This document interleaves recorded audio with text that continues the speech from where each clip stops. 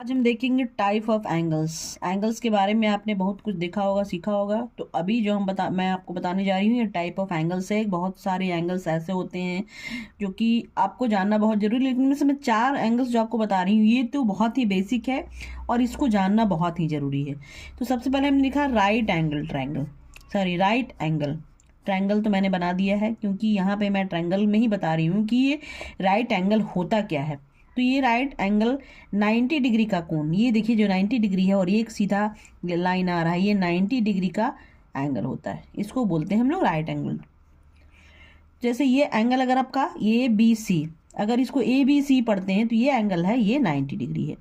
Next हमने लिखा है एक्यूट एंगल। तो एक्यूट एंगल क्या है, 90 डिग्री से कम होता है। ये देखिए हमने यहाँ पे 90 बनाया है, ये एंगल जो है 90 डिग्री से कम है, उसको आप लिख सकते हैं ए सी बी। तो मैंने लिखा है less than 90 degree. Acute angle का एंगल ये मतलब होता है कि 90 डिग्री से कम होता है। और अब आइए देखते हैं हम लोग ऑब्ट्यूज एंगल। ऑब्ट्यूज एंगल में क्या होता है कि 90 डिग्री से ज़्यादा होता है। ये देखिए 90 भी नहीं, ये 90 से कम भी नहीं है, 90 से ज़्यादा भी नहीं है। ये एंगल इस तरह से आपका जा रहा है तो ये 90 से ज़्यादा हो गया। इसको आप लिख सकते हैं सी बी ए, ये मोर देन 90 है। एंगल कौन सा है, ये एंगल। एंगल जिसमें बन रहा है बी है, तो यहाँ पे आप लिख सकते हो angle A B C. Angle A B C भी पढ़ सकते हो। ये कभी भी जब एंगल आप बनाते हो तो ये बीच में बी रहता है, उसको हम बीच में अगर बी है तो इसको हम लोग एंगल ए बी सी पढ़ेंगे।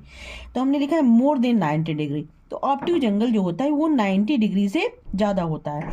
तो more than 90 degree angle obtuse angle होता है।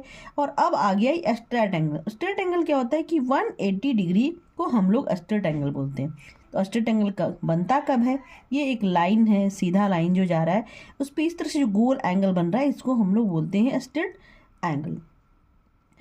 तो आपको लगा कि आपने देखा कि एंगल्स मैंने बहुत ही इजी तरीके से आपको समझाने की कोशिश की है। स्टूडेंट अगर वीडियो देखा होगा तो देखते रहें, सीखते रहें। नेक्स्ट वीडियो में हम फिर मिलते हैं।